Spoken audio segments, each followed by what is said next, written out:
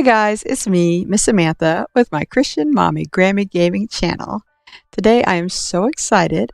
I'm going to make a Minecraft cake, and I'm going to share it with you guys. Every year we have a cake auction to fund our teen department, so we can send them away. Well, not send them away, send them on a trip. And this year they're going to Longview Baptist Temple in Longview, Texas.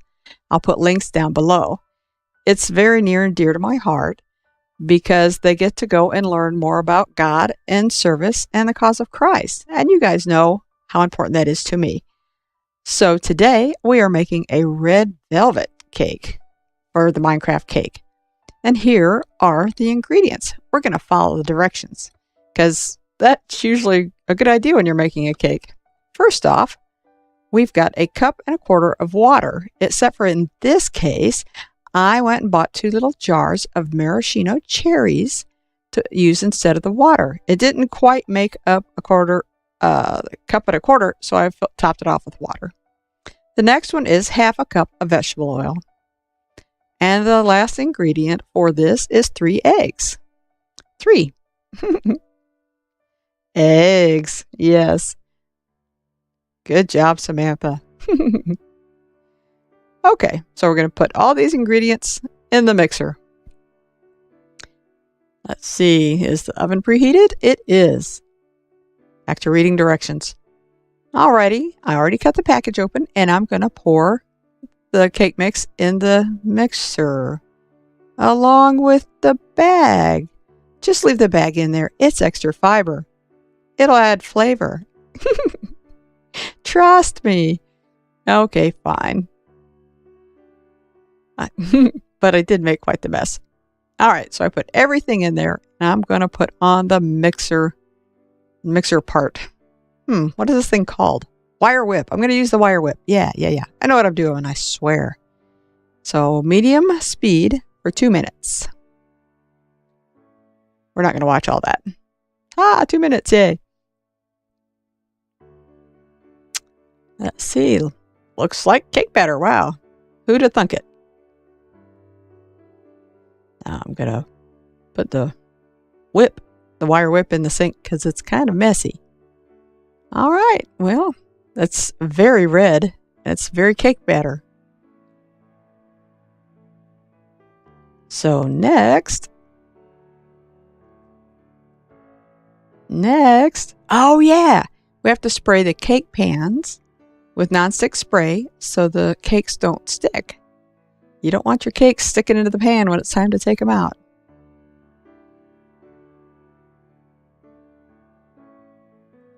All right, you very carefully pour the batter in. You're trying to get it as even as possible, with the least amount of mess as possible also. There we go. Looking good. So now we can put these cakes into the oven. What miming. A decade of mime school for this. That's a joke. All right, now we're going to make the homemade buttercream frosting. I like making homemade stuff. It's healthier for you, even though this has 8 cups of powdered sugar, 3 sticks of butter, and 1 cup of vegetable shortening. It is organic though, so that's good. Corn syrup, yep, that's extra healthy. It's pink Himalayan salt. That's kind of healthy. It's organic. Vanilla. So I try to use, some healthy-ish things. Look, the milk's organic too. Yes, when I get diabetes, I want it to be healthy diabetes. All right, some butter. Oh, I gotta stop doing that. That's that's a bad habit. And then the cup of shortening. Now you mix the butter and the shortening together for a little bit until it actually looks like frosting, but it's not going to taste like frosting, so don't taste it. I did it. Well, it tasted kind of like butter, which is okay, but it's not my favorite thing to eat straight. Although you never know, it's how much I put on my toast. Okay, we're going to mix that for 5 minutes.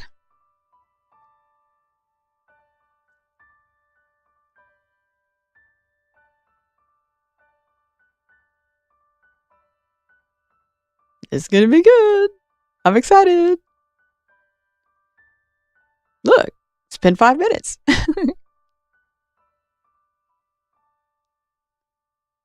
Yep, looks good. Let's put the other ingredients in. Let's put this 8 cups of powdered sugar. About fainted when I read the ingredients. What do you mean 8 cups? Oh my word. How am I going to get this? I didn't think this through. Oh. Oh my goodness. Yeah, I'm not known for thinking things through. I am known for doing things like this. Powdered sugar everywhere. Yay! All right, 2 tablespoons of milk. If it's too thick, you could put a little bit more milk in, but if you put too much in, then you have runny frosting. So you have to be careful.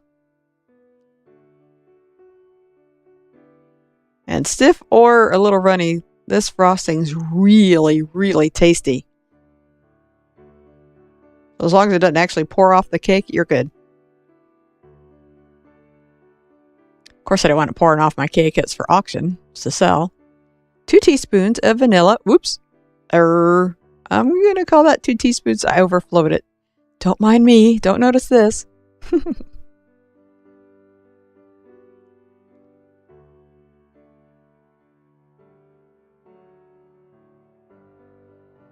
I'm not real sure why I'm wiping the spoon between ingredients because it's salt because I don't want the salt to stick to the spoon. That makes sense. I'm clearly voicing this over after the fact. So I might not remember what my thought process was at the time. I do remember I made a big old mess with that powdered sugar though. And then I was afraid. it was going to explode all over the kitchen. Whew. That's good. I'm happy. It didn't explode. Life is good. Yay! All right, some time has passed, and it looks really good. So now we're going to add the corn syrup.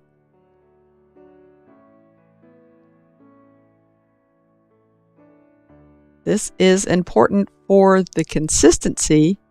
However, it's not, if you don't have it, you can still make it. But be prepared because corn syrup pours very, very slowly. You can warm it up in warm water before it comes to this point. That way it'll pour out quicker. But I didn't think of that because I don't plan ahead. I just jump in and go for it. And then there's my spatula way over there. Try to scrape all the corn syrup in. All right.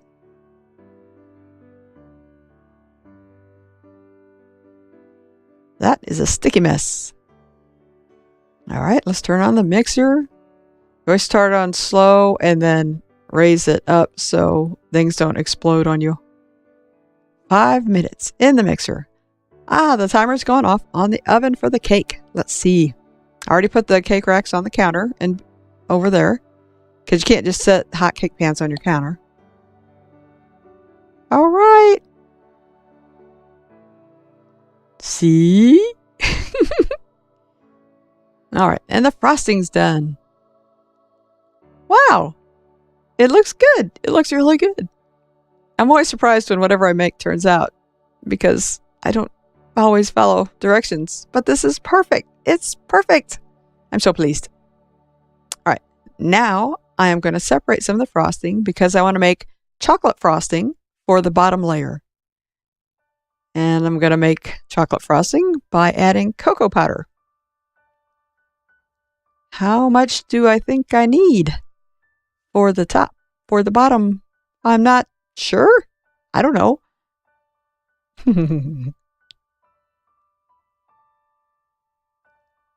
I've never let not knowing what I'm doing stop me from accomplishing something.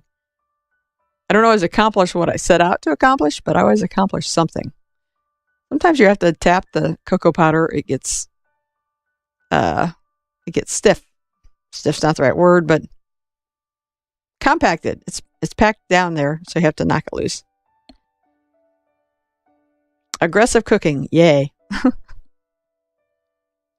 All right. And now we're going to make chocolate buttercream frosting. Actually, chocolate buttercream is one of my favorites. This particular frosting tastes like chocolate truffles when I'm done. I love it. I'm getting hungry looking at this video. Okay. Now it's time to take the cakes out of the pan. I'm going to put down wax paper onto the cooling racks because they're not all the way cooled off. You let the pans cool off for 10 minutes and then you very carefully tip things out because they can tear. Oh, it turned out perfect. I'm so happy. It's so smooth on bottom. It's going to make a great cake. All right, let's put this out of the way. I'm very pleased. Okay, let's do it again. Wax paper, shiny side up because the shiny side is the not sticky side.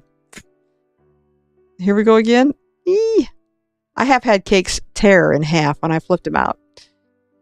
And it made me sad. Well, not terribly sad. I wasn't really sad. Okay, now I'm cutting off the top of the cake so it lies flat on the surface. Whatever surface I lay it on. It's a layer cake, so it'll lie better on the next cake below it. I am going to save the top of the cake to make the squares, the red squares that go on top of the cake. For Minecraft, you know. Dun, dun, dun. Normally we save them and we just eat them. All right, I'm preparing to frost the lower layer. When you put a little frosting on whatever you're putting it on so it doesn't move around. It won't slide off. You definitely do not want to have your finished cake slide off whatever it's on. Alrighty. Place this carefully. Carefully. Carefully. Boom. All right. Now we're going to frost it. You put a ton of frosting in the center and then you frost out. Because, oops, well, the cake's not sliding. The cardboard on top of the plastic is sliding around. Okay, I frosted that part. Let's do the top layer. You carefully place that and center it because once it's on, it's hard to move around. And that's exactly what I'm doing now. I'm trying to move it around because I didn't perfectly place it. But it turned out okay. Clearly, it turned out very well. All right. So I can't get the little squares on the side and it makes me, well, this is me sad, people, okay? I really did want to put the little squares going down the side, but I just couldn't figure out how to do it without, well, I just couldn't figure out how to do it. There we go. All right, back to you. Spread it from the center so the cake doesn't tear. I put the cake tops in the freezer so that they would get hard and I could cut them into squares better.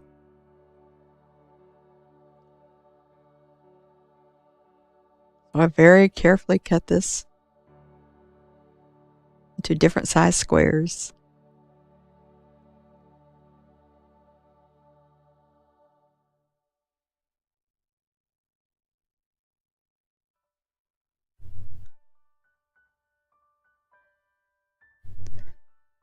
All right, we're going to place it on top of the cake. And it doesn't stick. It's not working. Wait, I have an idea. We can put a little bit of frosting on the bottom of the red square and it will glue to the top of the cake. There we go. There's always a solution if you just give it a minute. All right. Little red squares on top of my Minecraft cake. Ta-da! And then I put the top of the cake box on. And this is what I took to the cake auction. I'm so happy. If you like this video, please give me a big thumbs up down in the big thumbs up place. Like it. Here it is. I got little pins from Walmart. Those are lapel pins. And then I got a little pickaxe keychain. So this was the finished Minecraft cake. Thank you guys so much for watching. Go ahead and leave a comment if I could have done anything different. Next time I do it, I'll improve it. And you guys have a great day. Thanks. Bye.